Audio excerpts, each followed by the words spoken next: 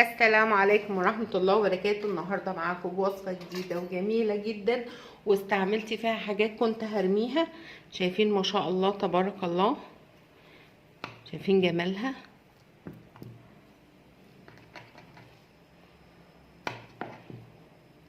عايزة اقطعها لكم كده اوريكم جمالها من جوه. شايفين ما شاء الله، اللهم بارك. يلا بسرعة كده على الفيديو نشوف عملت الجمال ده كله ازاي. بسم الله الرحمن الرحيم. بسم الله الرحمن الرحيم. انا ما كنتش ناويه اصور الوصفه دي، بس انا قلت اصورها، ممكن يكون حد حصل معاه نفس الموقف. دون كريب من اللي كنا عاملينه، بس اتهرت، كان بقاله فتره كده واتهرت. تمام. عملت ايه؟ انا قصقصته، لفيته برمته كده وقمت مقصقصاه.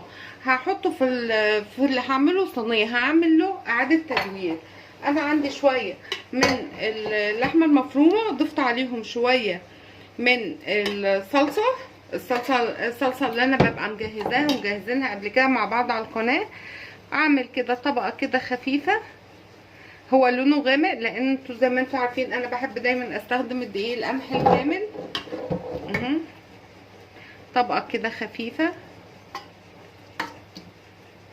عملت اعاده تدوير لحاجه كانت ممكن غيري يرميها، لا بديكوا فكره ازاي ان انتوا ممكن تعيدوا تدويرها وتطلع طبق حلو قوي الولاد بيحبوه. كل الولاد يعني بيحبوا الكريبات وبيحبوا الكلام ده. طبقه خفيفه جدا كده من اللحمه المفرومه مع الفلفل والصلصه.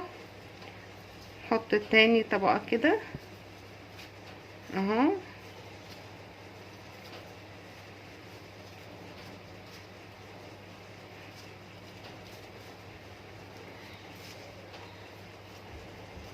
بالشكل ده. برضو طبقه تانية خفيفه.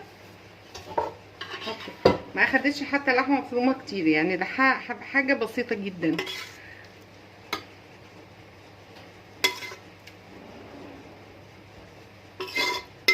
تبقى طعمها حلو قوي، يعني عامله زي الكانيلوني كده، حلو قوي اللي باللحمه المفرومه. وبرده زي ما انا قلت لكم الحشوه دي ترجع لكم، يعني انتوا ما فيش عندكم لحمه مفرومه ممكن تعملوا اي حاجه انتوا عاوزينها. احط الطبقه كده الاخيره اهي، وعلى الوش بقى شويه بشاميل، شويه لحمه، شويه اقصد جبنه موتزاريلا زي ما انتي عاوزه.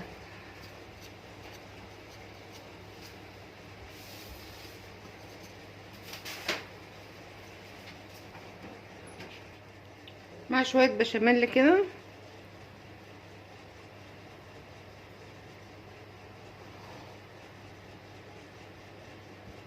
انا مش مكتره البشاميل عشان هحط عليه شويه جبنه موتزاريلا اهو.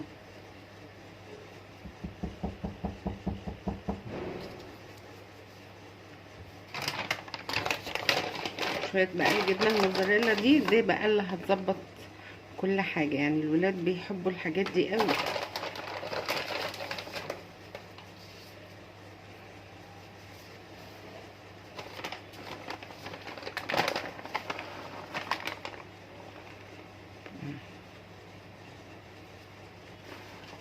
رشه كده من الجبنه، واخدها بقى ادخلها بقى الفرن درجه حرارته 200. كل حاجه فيها مستويه، انا عاوزاها بس تاخد لون حلو ذهبي كده. ادخلها الفرن، اول ما تخلص اوريها لكم بامر الله. شايفين ما شاء الله لما طلعت من الفرن لونها تحفه، اللهم بارك. اتمنى ان الوصفه دي تكون عجبتكم لايك وشير وتفعيل الجرس عشان يوصلك كل جديد. نتقابل في وصفه تانية باذن الله، والسلام عليكم ورحمه الله وبركاته.